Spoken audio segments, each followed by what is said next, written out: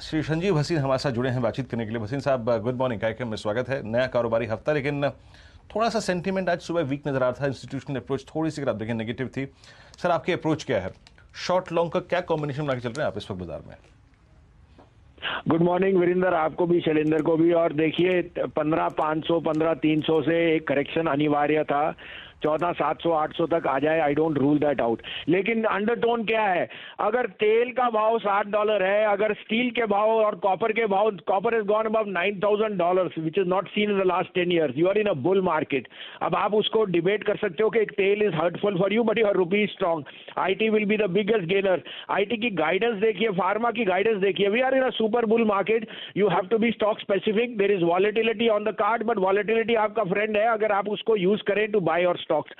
So I continue to think across the board there is bullishness in metals, that this is going to be the top, closer to the top. Metals में old saying है, when price earnings go to 28-30, that's the time to buy, and when they are at 5, which they are now is the time, because it's the top of the cycle. लेकिन मैं अभी भी कहता हूँ, you have to be stock specific. The volatility जो friend, अगर आप participate करें, वीरेंद्र जी, अगर आप 14,800 तक वेट करोगे, फिर 14,400 का टारगेट आपको एनालिस्ट दे देंगे, फिर आप कहाँ खरीदोगे? तो irrespective of that, try and buy good stocks which you have to.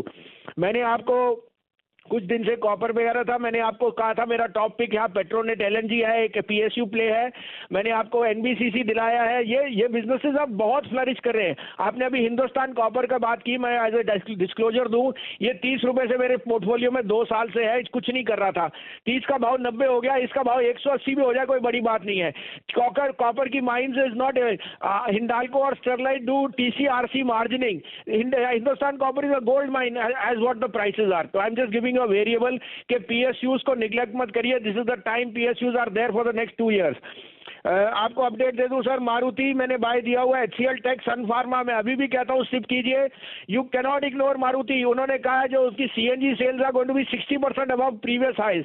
तो I am very bullish. I think ये जो एक अटकली लोगों ने लगाई कि तेल बढ़ गया तो गाड़ियां नहीं बिकेंगी, ऐसा कुछ नहीं है। उनकी तो सप्लाई चेन में डिसरप्शन है। Demand is more than what they can foresee. मेरे पे अब 2 बाइंग आइडियाज हैं, आप कहें तो मैं शुरू करूं सर? शुरू करिए भसीन साहब। कान और आंख दोनों आतुर हैं। सॉरी मैंने आपका टाइम लिया, लेकिन एक पिक्चर देनी जरूरी है, क्योंकि पिक्चर शैलेंद्र जी भाव के साथ नहीं होगी, पिक्चर होगी पार्टिसिपेशन से। तो Wipro is unquestionably going to the biggest gainer. आपने एचसीएल टेक की गाइडेंस सुन ली। Wipro saying the next 3 years में only belong to technology. So 427 428 में लीजिए। 421 का ट्रेडिंग स्टॉप लॉस है। 448 to 450 का टारगेट। दूसरा बाय होएगा पावर लेंडर आरईसी, 143.50 144 में लीजिए। 140 का स्टॉप लॉस है। 153.50 to 154 का टारगेट।